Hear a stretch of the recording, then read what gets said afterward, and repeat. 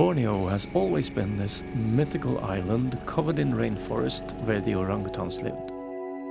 And they live there and on Sumatra and nowhere else in the world.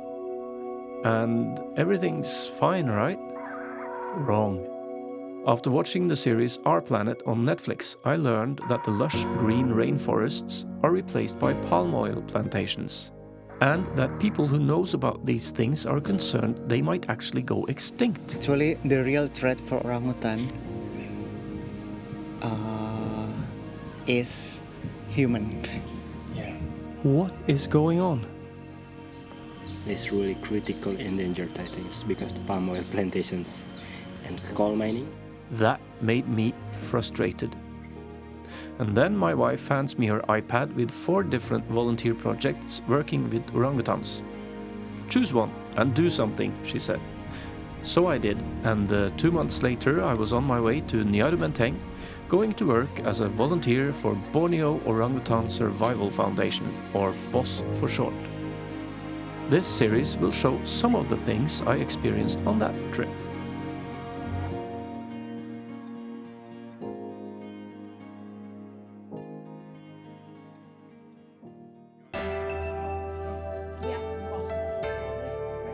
Today we were going to plant a rainforest. Well, at least part of it. But how do you get rainforest trees, you may ask? Well, you just pop by the local plant nursery. Chloe and Andri were going to get 60 or 80 trees. We just rounded it up to 100. Why not just break 2 records in 1 week? On our way, we passed Meydän too. That's where they keep the orangutans scheduled for release into the wild. And the special ones. Oh, Yes. This is the best road ever. Now is the real Borneo experience. Yeah. The special ones are orangutans rescued from tourist entertainment or injured from bullets, beatings and or fire. These cannot be released into the wild. The pickup truck stopped where BOSS plans to build artificial islands for the unreleasables. First up, Chloe showed us how to properly use a hoe. Then we planted the first tree. There is a tradition to name the first and the last tree, and sing a song for the last.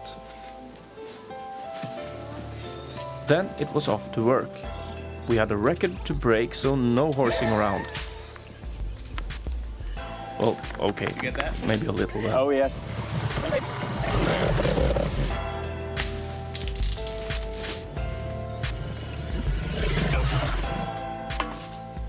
But there is always time for a lightsaber fight with hoes.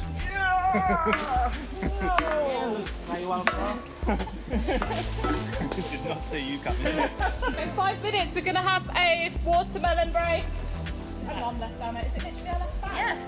Let's have a watermelon break now then. Yeah. Guys, let's have one watermelon break now. We're actually on our last bag. You guys are machines. You're on fire. And then it was time for a melon break. A golden cousin of the watermelon. It was heaven. Right, go for it, guys. And then we've got a little bug to go.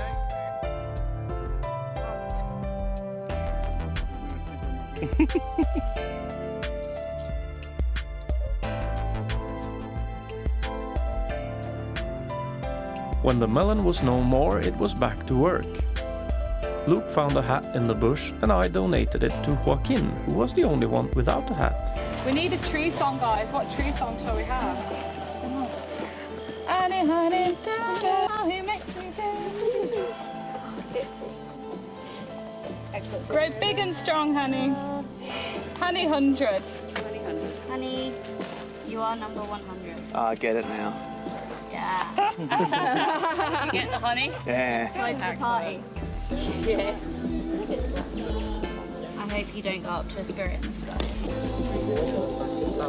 Strong. What they came and go sulit Pak ujung. Which song? Honey, honey. Oh, no. Honey, how you Kata mana they came and go sulit Pak? Honey, honey. What they came and go sulit biasa jadi meteng-teng ujung. Honey, honey.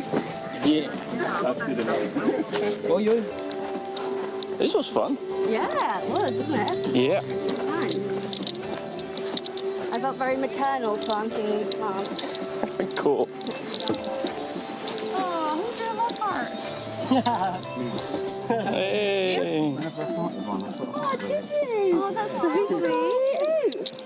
And thus we had planted 100 rainforest trees. With a glowing feeling inside, we went back to camp to make enrichments. We started with a repetition of Norwegian swear words. The short one? Drittsekk. Drittsekk. Is that shitsack? Shitsack, yeah. What is this for? Cool. Not for us though. Oh, shit. Yeah, we get the cool ones from the store. Cool. To make ice lollies, you first put goodies in plastic bags. While we did that, Andri poured lots of water and fruit tea into a big bowl. When it was not stealing goodies from the orangutans, that is. What? Stealing from the orangutans? Andri, you have bad influences on people here. And then came the fun part. Fill a plastic bag with the fruit tea concoction, swing it around Andri style to tighten it, and then tie a double knot. Then Chloe showed us an What I alternate find method. easy as well, because I struggle with Andrew's way, is these bags stretch. So then I get a good grip and pull. And then when you pull, It gets like, oh shit, don't pull too hard like I just did.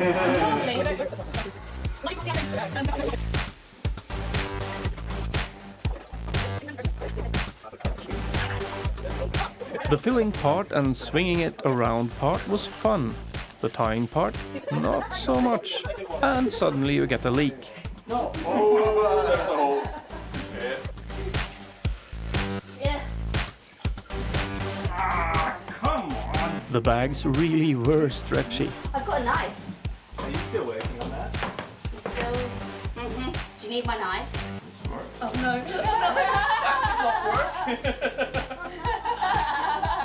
Possible to bench a volunteer. Yeah. And this was not my finest hour. Please give me a bamboo stick and a saw and all.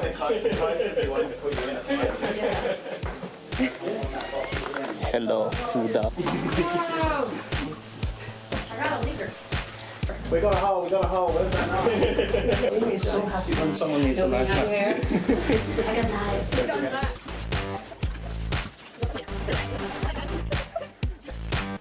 Then once you guys have completed all that water, we'll do a little tidy up. Tidy up. This is tidy. Well, yeah, no, you guys haven't been tidy often. Like, And then my camera got hijacked. Getting up close and personal, And here we have the window. hiding away in the kitchen. We keep him here where we can get the most free labour out of him. lunch now, let's do it. Lunch is over there. I'll carry it if someone holds the rest of my phone, unless I can pull it with my teeth. The slingshot is for scaring the macaques, so Luke was our bodyguard. And that probably made me Whitney Houston then. Thanks. I'll be bodyguard, she'll be camera holder. Yeah. But then I'm unemployed suddenly. That is true. I did not think of that. Or is that called vacation? Yes. I guess that's a positive spin. After lunch, I went out to the dogs. They got the leftovers at their usual place, but I kept the empty plate with me and sat down. Madame really wanted it and gave me lots of come on and place it further away from you looks. But then her appetite got the best of her and she actually came this close and cleaned the plate. And lay down. That was so cool. Then it was leaf collecting time again. We went out in a single row 7 dwarfs style. Oh, I miss the sound of the boardwalk.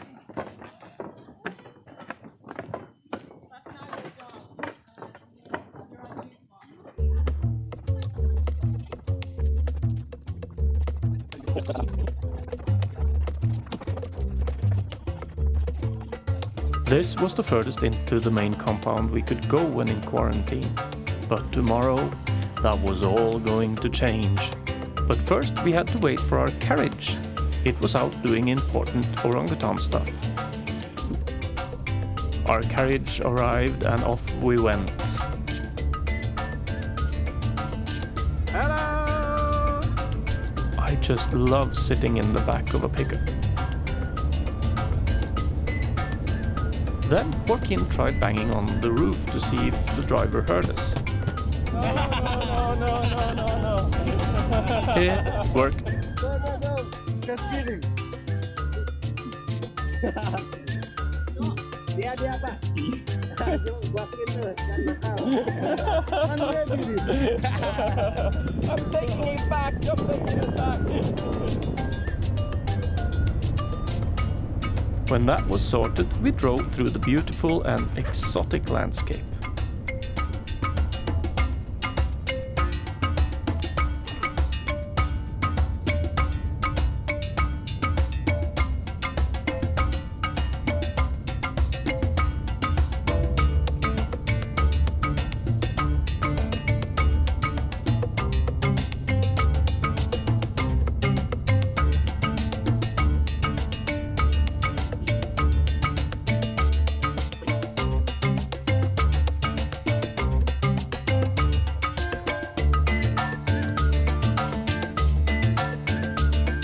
And we arrived.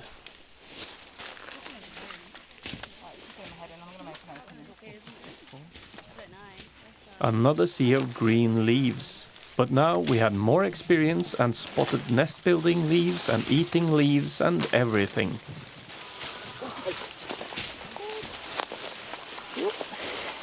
Coming. You're right. Out the way. There you go. Anything enough? Yeah. Enough? No. Enough. All right. One safety rule was to leave your machete when carrying branches. Yeah, I know. The braking safety regulations. When we were finished, Rachel tried to point this out, but it was hot. Who wants to sit inside? Anyone else? No, in the front of the car by their feet, sorry. And Chloe saved me from getting these buggers all over me while setting up the tripod. Potentially painful. It's trying to break my skin. Wow. Yeah. I've got quite tough skin now, so it just tickles. That evening we had team bananagrams. And when you put two Star Wars fans on the same team, you get words like these.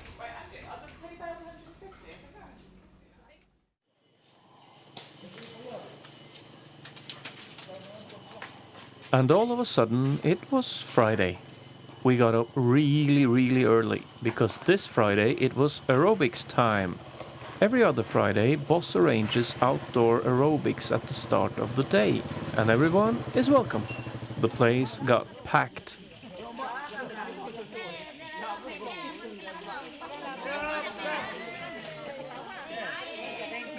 Correct distance was measured and off we went. I've never been to aerobics, so this was bewildering fun in a completely foreign language.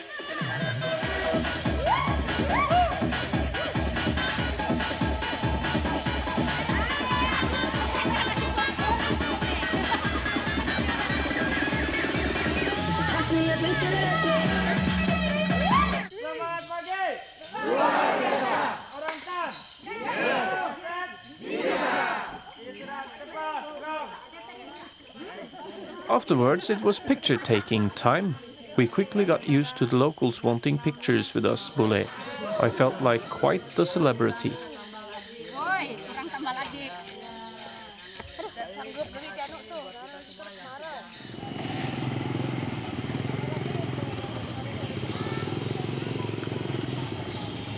After breakfast, we would enter the holy land of the main compound.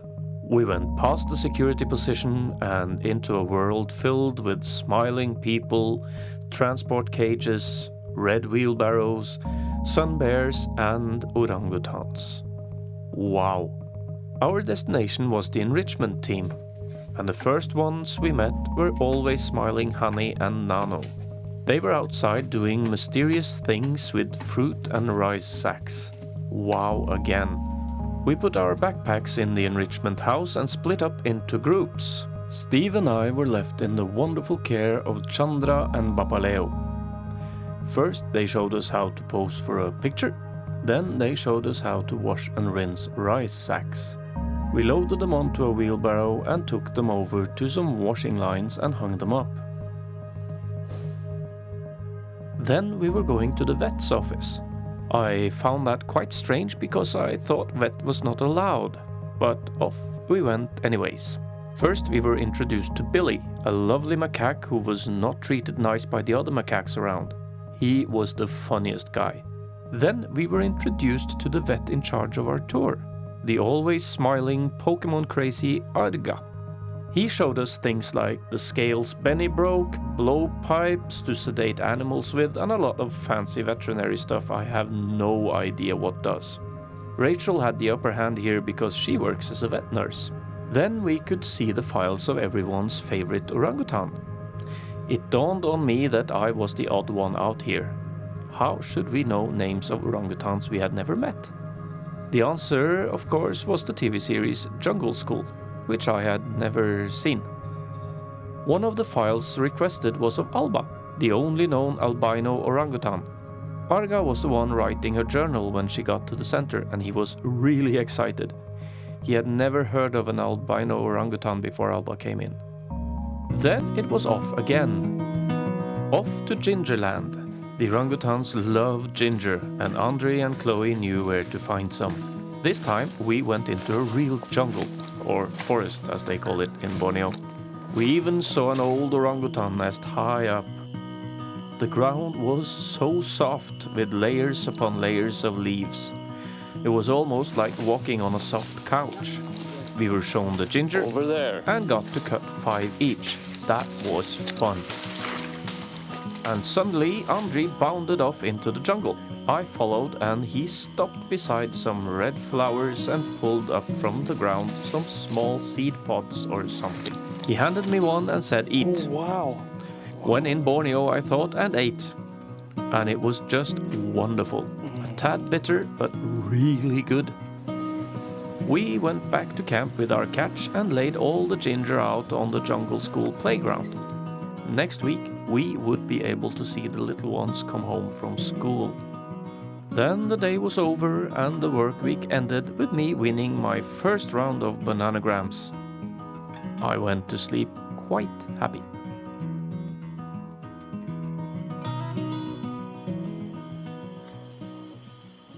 And then it was Saturday, and even the macaques took it easy.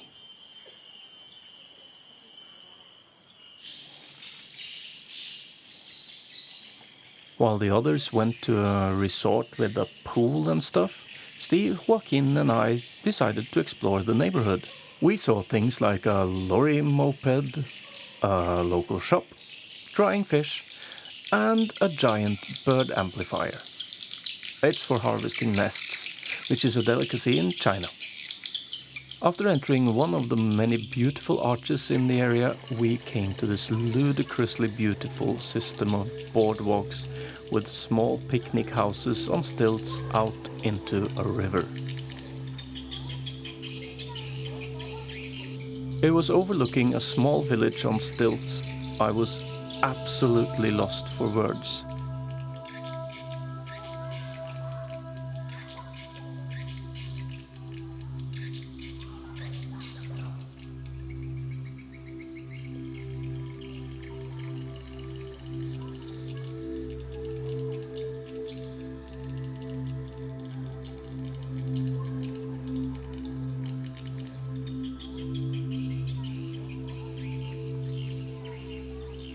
We just wandered around in amazement, looking at the scenery and the people going about their daily business.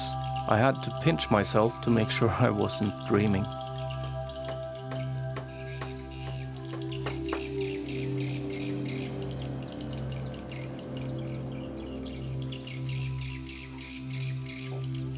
And all the way at the end of the boardwalk, there were these houses floating on the river. It was absolutely magical.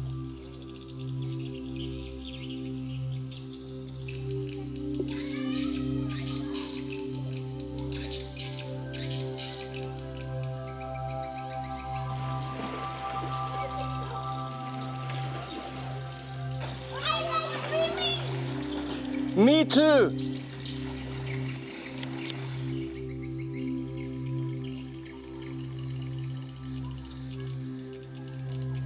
And as the fishing man went, we too had to go, because we had a night market waiting for us. But that's for the next episode.